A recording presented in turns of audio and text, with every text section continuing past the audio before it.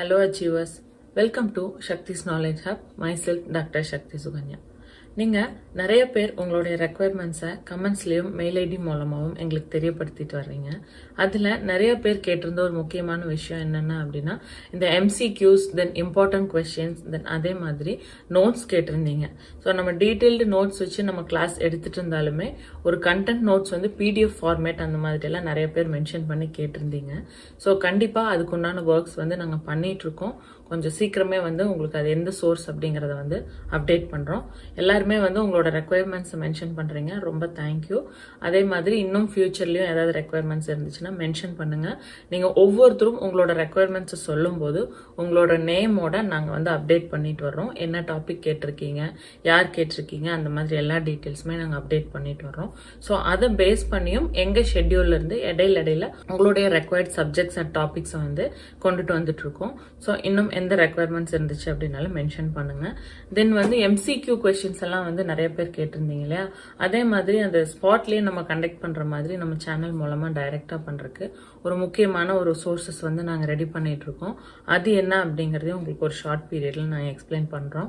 தென் நீங்க கேட்ட MCQs, important questions, then full notes, இது எல்லாமே வந்து அந்த சோர்சஸ்ல ரெடி பண்ணிட்டு சீக்கிரமே உங்களுக்கு அப்டேட் பண்றோம். Thank you so much for all your preferences and all your support towards our channel. கண்டிப்பாக இன்னும் எதுனாலும் நீங்கள் சொல்லுங்கள், நம்ம சீக்கிரமாக பார்க்கலாம். தென் இன்னும் கொஞ்சம் இந்த கொரோனா சுச்சுவேஷன்ஸ் எல்லாம் நார்மல் ஆகட்டும், நம்ம நிறைய ப்ராக்டிக்கலான விஷயங்கள் பார்க்கலாம்.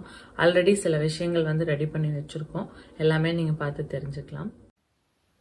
நம்மளோட ப்ரீவியஸ் டாபிக்ஸில் எக்கனாமிக் என்விரான்மெண்ட்னா என்ன, பிஸ்னஸ் என்விரான்மெண்ட்னா என்ன, தென் நியூ எக்கனாமிக் பாலிசி, அதில் வந்து லிபரலைசேஷன், ப்ரைவேட்டைசேஷன், அந்த மாதிரியான விஷயங்கள் எல்லாம் நம்ம பார்த்தோம்.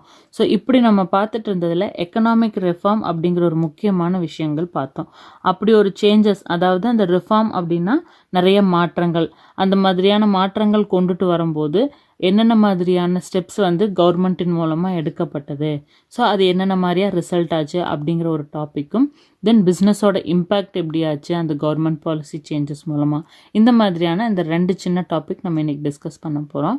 ஸோ அதில் ஃபஸ்ட்டு பார்த்தீங்க அப்படின்னா major steps in economic reform.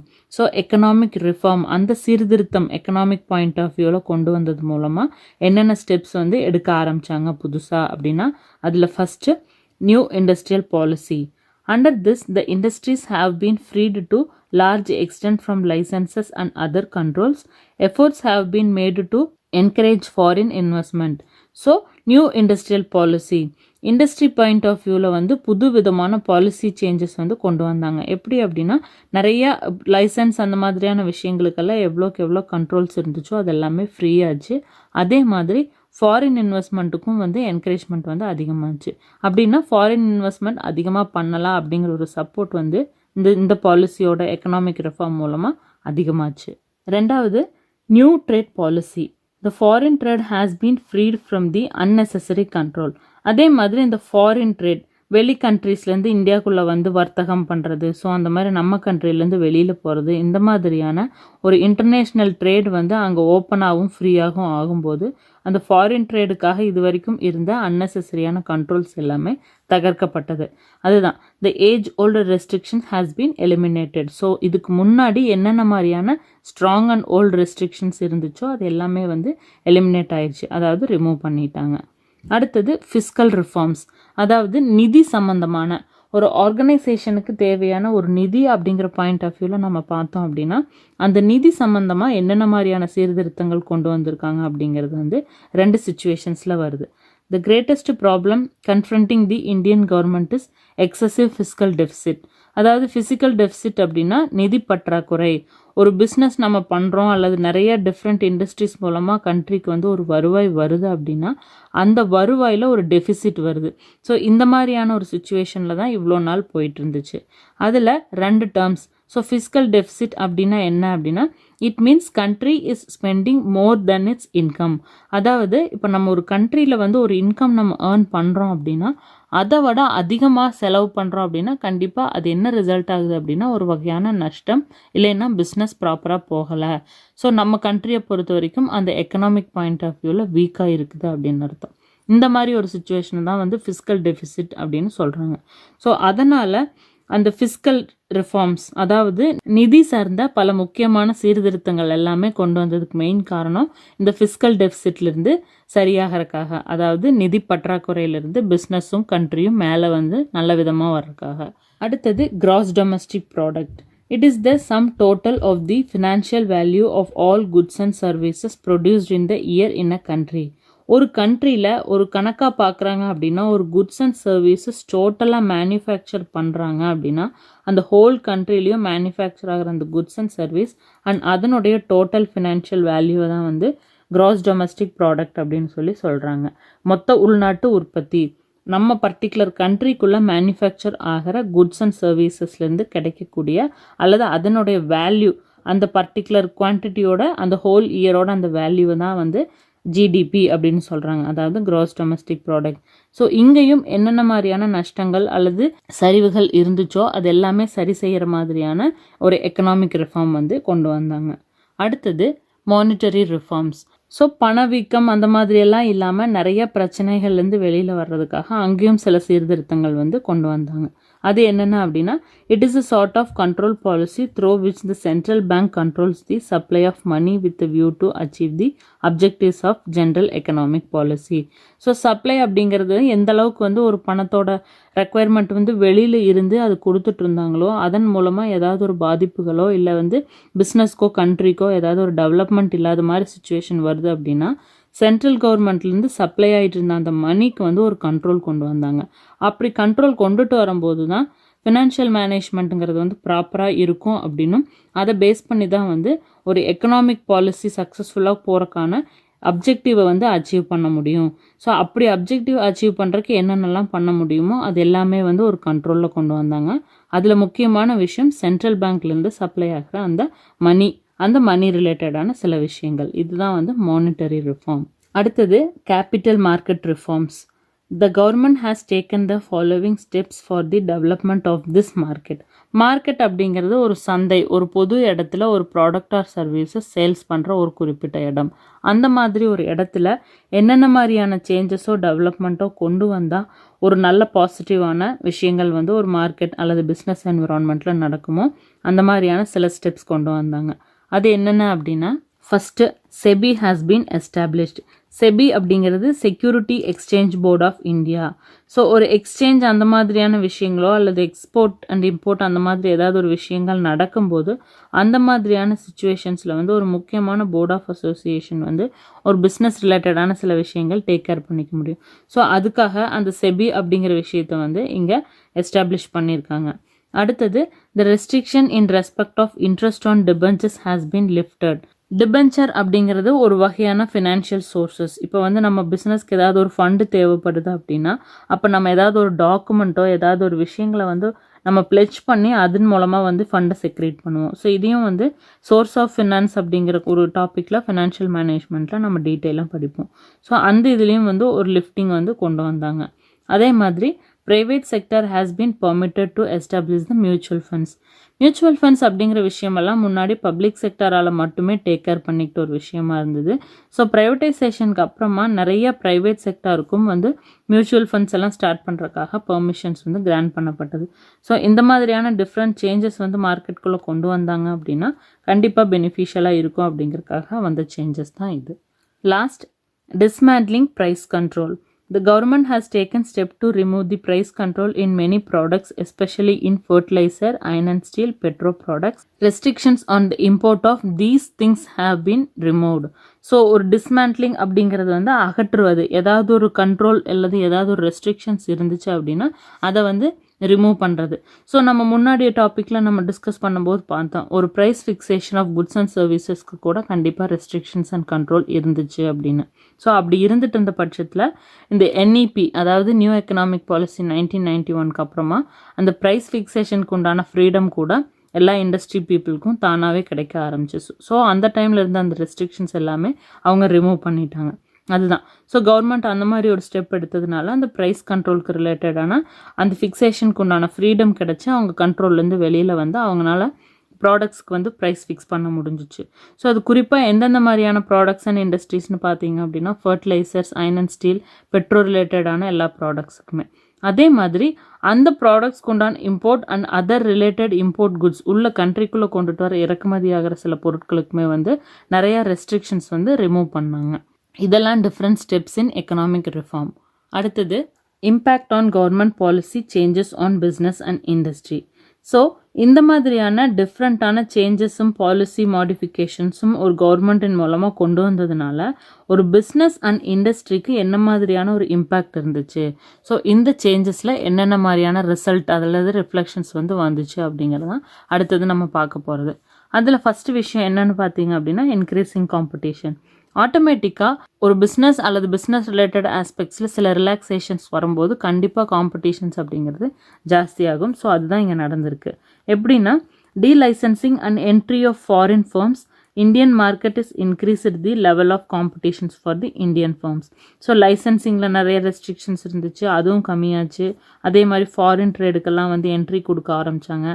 அந்த மாதிரி இந்தியன் மார்க்கெட்டுக்குள்ளே இவ்வளோ சேஞ்சஸ் வரும்போது ஆட்டோமேட்டிக்காக அங்கே என்னாச்சு அப்படின்னா காம்படிஷன் வந்து ஜாஸ்தியாக ஆரம்பிச்சிச்சு. எதுக்காக அப்படின்னா ஒரு இந்தியன் ஃபார்முக்காக. ஏன்னா ஃபாரின் இன்வெஸ்ட்மெண்ட்லேருந்து எதுக்காக உள்ளே வர்றாங்க அப்படின்னா கண்டிப்பாக ஒரு ப்ரிஃபரன்சஸ் இருக்கும். இந்தியன் பிஸ்னஸ் ஃபார்ம்ஸ் கூட ஏதாவது ஒரு டைஅப்பில் இருக்கணும் அப்படிங்கிறதுக்காக. ஸோ அங்கே காம்படிஷன்ஸும் ஜாஸ்தியாச்சு, பிஸ்னஸும் ஒரு ஆஸ்பெக்டில் க்ரோ ஆக ஆரம்பிச்சிச்சு. Second, more demanding customers. Now customers are more aware and they keep maximum information of the market, as the result of which now market is customer or buyer oriented. Now products are produced keeping in mind the demand of the customer.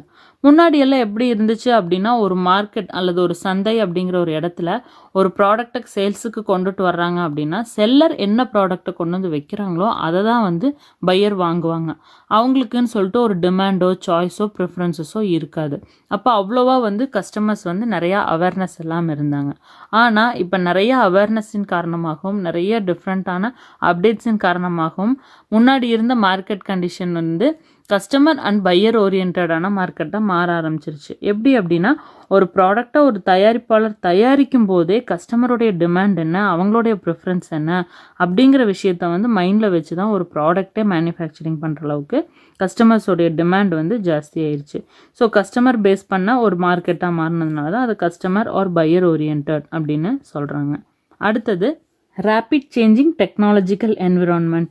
Rapid technological advancement has changed and improved the production process, as a result of which maximum production is possible at the minimum cost. But it leads to tough challenge in front of the small firms. So ஒரு technology point of வியூலையும் இங்கே நிறைய அட்வான்ஸ்மெண்ட்டும் டெவலப்மெண்ட்டும் வந்துச்சு. அதுதான் rapid changing technological environment. ரேப்பிட்னா ஒரு ஸ்பீடாக டெக்னாலஜி அப்படிங்கிறது வந்து day by day minute by minute வந்து இப்போல்லாம் வந்து ரொம்ப டெவலப் ஆகிக்கிட்டே வருது. ஸோ அப்படியான ஒரு சேஞ்சஸ் நம்ம உள்ளே கொண்டுட்டு வரும்போது ஒரு பிஸ்னஸ் என்விரான்மெண்ட்டில் அந்த டெக்னாலஜி பாயிண்ட் ஆஃப் வியூலையும் நிறைய சேஞ்சஸ் வந்துச்சு. ஸோ அது பாசிட்டிவான ப்ராக்ரஸும் கொடுத்துச்சு. எப்படின்னா டெக்னாலஜி யூஸ் பண்ணி அவங்களால ப்ரொடக்ஷன் ப்ராசஸ் பண்ணுறதுனால மேக்ஸிமம் யூனிட் ஆஃப் ப்ரொடக்ஷன் வந்து மினிமம் காஸ்ட்லேயே அவங்களால உற்பத்தி பண்ண முடிஞ்சிச்சு. ஸோ காஸ்ட் கம்மியாகவே இருந்தால் கூட அதே மாதிரி ரிசோர்ஸஸ் எல்லாமே எஃபெக்டிவாக கம்மியாக யூட்டிலைஸ் பண்ணால் கூட யூனிட்ஸ் ஆஃப் ப்ரொடக்ஷன் வந்து அவங்களால ஜாஸ்தி கொடுக்க முடிஞ்சுது. அதே மாதிரி ப்ரொடக்ஷன் ப்ராசஸும் வந்து ஸ்பீடாக வந்து ரிசல்ட் கொடுக்க முடிஞ்சுது. ஸோ இந்த மாதிரி டெக்னாலஜி பாயிண்ட் ஆஃப் வியூலையும் சில அட்வான்ஸ்மெண்ட்ஸ் வந்து சேஞ்சஸ் வந்து வந்துச்சு. அடுத்தது நெசசிட்டி ஃபார் சேஞ்ச். ஸோ மாற்றம் அப்படிங்கிறது வந்து கண்டிப்பாக தேவை அப்படிங்கிற மாதிரியான ஒரு சூழ்நிலைக்குள்ளே வந்தது. முன்னாடி டாப்பிக்கில் பார்த்த மாதிரி தான். ஸோ ஒரு டிமாண்ட் அப்படிங்கிறது இருக்காது, அதே மாதிரி கஸ்டமருக்குன்னு சில ப்ரிஃபரன்ஸ் அப்படிங்கிற விஷயங்கள் வந்து இருக்காது. ஆனால் இப்போ வந்துட்டு இருந்து இத்தனை மாற்றங்கள் மூலமாகவும் இத்தனை சேஞ்சஸ் எல்லாம் வந்ததுனால ஒரு இண்டஸ்ட்ரிக்குள்ளே ஒரு பெரிய ரெவல்யூஷன் மாதிரியே மாறி டிமாண்ட் அண்ட் சப்ளை அப்படிங்கிற விஷயத்துலேயே வந்து நிறைய சேஞ்சஸ் வந்து வர ஆரம்பிச்சிச்சு. அதுவும் எப்படின்னா ரொம்ப ஃபாஸ்டஸ்ட் ரேட்டில். Change in the various components of business environment has made it necessary for the business firm to modify their policy and operation from time to time. So ஒரு டிமாண்ட் ஆகட்டும், இல்லாட்டினா ஒரு ப்ரிஃபரன்ஸ் ஆகட்டும், இல்லாட்டினா ஒரு பிஸ்னஸோட பாலிசி அல்லது procedure of operation, இது எல்லாமே பார்த்தீங்க அப்படின்னா எப்பவும் ஒரே மாதிரி கொண்டு போயிட்டுருக்க முடியாது. ஸோ ஒவ்வொரு நாளும் நாளுக்கு நாள் அந்த மாற்றங்களும் அட்வான்ஸ்மெண்ட்டும் வர வர கண்டிப்பாக பிஸ்னஸும் அவங்களுடைய டெவலப்மெண்ட்டுக்காக அந்த பாலிசி ஆப்ரேஷன்ஸில் கூட சேஞ்சஸ் வந்து டைம் டு டைம் கொண்டுட்டு வந்துட்டு இருக்கணும். அப்போ தான் வந்து கண்டிப்பாக அங்கே வந்து சர்வைவல் பாசிபிலிட்டிஸ் வரும் அப்படிங்கிற அளவுக்கு மாற்றம் அப்படிங்கிறது ஒரு ரொம்ப முக்கியமான விஷயமா மாற ஆரம்பிச்சிச்சு. ஸோ இதுவே வந்து அந்த பிஸ்னஸ் அண்ட் இண்டஸ்ட்ரிக்கு அந்த எக்கனாமிக் பாலிசி, அதாவது கவர்மெண்ட் கொண்டு வந்த அந்த பாலிசி மூலமாக ஏற்பட்ட ஒரு மிகப்பெரிய இம்பேக்ட் அப்படின்னு சொல்லலாம். அடுத்தது need for developing human resources. So கஸ்டமரும் டெவலப் ஆயாச்சு, மார்க்கெட்டும் டெவலப் ஆகுது, டெக்னாலஜி, டிமாண்ட்ஸ், சப்ளை எல்லாமே சேஞ்சஸ் வரும்போது கண்டிப்பாக ஹியூமன் ரிசோர்ஸ்லேயும் அதோட இம்பேக்ட் இருக்கும். ஸோ இங்கே ஹியூமன் ரிசோர்ஸ் அப்படின்னு யாரை சொல்கிறாங்க அப்படின்னா ஒரு ஆர்கனைசேஷனில் இருக்கிற எல்லா ஹியூமன் ரிசோர்ஸுமே, ஸ்டார்டிங் ஃப்ரம் இன்வெஸ்ட்மெண்ட், அதாவது ஒரு பிஸ்னஸை டேக் கேர் பண்ணிக்கிற பர்சன்லேருந்து, ஒரு மேனேஜ்மெண்ட்டில் இருக்கிற பீப்புள்லேருந்து, அதே மாதிரி மேனுஃபேக்சரிங் பண்ணுற ஒரு ஹியூமன் ரிசோர்ஸ்லேருந்து எல்லா ஆஸ்பெக்ட்லேயுமே வந்து நிறைய சேஞ்சஸ் வந்து தேவைப்படுற மாதிரி இருந்துச்சு. ரொம்ப அட்வான்ஸ்டாகவும் கமிட்டடாகவும் காம்படிட்டிவாகவும் இருக்கிற மாதிரியான people. So the changing market condition of today requires people with higher competence and greater commitment. So higher competence and great கமிட்மெண்ட்டோட ஒர்க் பண்ணுற மாதிரியான, என்கேஜ் பண்ணிக்கிற மாதிரியான பீப்புள் தான் வந்து இப்போ ப்ரெசண்ட்டாக இருக்கிற அந்த மார்க்கெட் சேஞ்சிங் கண்டிஷனுக்கு தகுந்த மாதிரி தேவைப்பட்டுச்சு. அதே மாதிரி there is a need for developing human resources which could increase their efficiency and effectiveness. So எஃபிஷியண்ட்டாகவும் எஃபெக்டிவாகவும் ஒர்க் பண்ணுறக்கும் அந்த மாதிரியான ஒரு grown and developed human resource வந்து தேவைப்பட்டுச்சு. ஸோ அதுக்குண்டான டெவலப்மெண்ட்டும் உள்ளே கொண்டு வரப்பட்டது. அடுத்தது market orientation. earlier selling concept was famous in the market. Now its places is taken by the marketing concept. So நம்ம முன்னாடி டிஸ்கஸ் பண்ண மாதிரி தான். முன்னாடி செல்லிங், அதாவது சேல்ஸ் மட்டும்தான் அங்கே ஃபோக்கஸாக இருந்துச்சு. மேனுஃபேக்சரர் என்ன தயாரிக்கிறாரோ அதை கொண்டு வந்து மார்க்கெட்டில் வைப்பாங்க. செல்லர் வந்து அதை சேல் பண்ணும்போது என்ன ப்ராடக்ட் அவைலபிளாக இருக்கோ அதை வந்து கஸ்டமர்ஸ் வாங்கிட்டு இருந்தாங்க. அப்போ அவங்களுக்குன்னு ஒரு ப்ரிஃபரன்ஸோ ஒரு டிமாண்டோ இல்லை அந்த மாதிரியான சாய்ஸோ வந்து கஸ்டமர்ஸ் பாயிண்ட் ஆஃப் வியூவில் இல்லை. ஆனால் இப்போ பார்த்தீங்க அப்படின்னா மார்க்கெட்டிங் கான்செப்ட் அப்படிங்கிற ஒரு விஷயம் வந்து அதிகமாக வர ஆரம்பிச்சிது. எதனால் அப்படின்னா கஸ்டமருடைய நீட்ஸ், டிமாண்ட், அந்த மாதிரி ஒரு குட்ஸ் ஆகட்டும், சர்வீசஸ் ஆகட்டும், அந்த மாதிரி எது ஒரு மேனுஃபேக்சரர் பண்ணாலுமே வந்து கண்டிப்பாக அது கஸ்டமரை ஃபோக்கஸ் பண்ணி தான் இருக்கிற மாதிரி இருந்துச்சு. Today firms produces those goods and services which are required by the customer. கஸ்டமருக்கு என்ன தேவையோ அதை தெரிஞ்சுக்கிட்டு தான் தயாரிக்கவே ஆரம்பிக்கிறாங்க. அந்த மாதிரி இப்போ ட்ரெண்டு சேஞ்ச் ஆயிடுச்சு. அதனால என்னென்ன மாதிரி பண்ண வேண்டியது இருந்துச்சு அப்படின்னா ஒரு மார்க்கெட்டிங் ரிசர்ச் கண்டக்ட் பண்ண வேண்டியது இருந்துச்சு. ஸோ இது எல்லாமே பார்த்தீங்க அப்படின்னா செப்பரேட் சப்ஜெக்ட். கண்டிப்பாக ஒரு மார்க்கெட்டில் வந்து ஒரு ரிசர்ச்னு ஒரு கண்டக்ட் பண்ணால் தான் என்ன மாதிரியான டிமாண்ட் இருக்குது, ப்ரிஃபரன்ஸ் இருக்குது, எந்த ப்ராடக்ட்ஸ்க்கு வந்து அங்கே ரெக்குயர்மெண்ட் இல்லை, அதெல்லாம் தெரிஞ்சுக்க முடியும். அடுத்தது எஜுகேஷ்னல் அட்வர்டைஸிங். ஸோ ஒரு ப்ராடக்டை வந்து ஒரு இடத்துக்கு கொண்டு போய் சேர்த்தணும் அப்படின்னா வந்து நிறைய அட்வர்டைஸ்மெண்ட்ஸ் தேவைப்படும். அதே மாதிரி ஆஃப்டர் சேல்ஸ் சர்வீசஸ், இதெல்லாமே புதுசாக ட்ரெண்டில் டே பை டே சேஞ்சஸில் ஒரு பிஸ்னஸோட ரிஃபார்ம்ஸ் மூலமாக கொண்டு வரப்பட்ட சேஞ்சஸ் தான். ஸோ இதெல்லாமே வந்து ஒரு மார்க்கெட் ஓரியன்டேஷன் அப்படிங்கிற பேசிஸில் வந்த changes. Last, reduction in budgetary support to public sector. The budgetary support given by the government to the public sector is reducing. Thus, the public sector has to survive and grow by utilizing their own resources efficiently.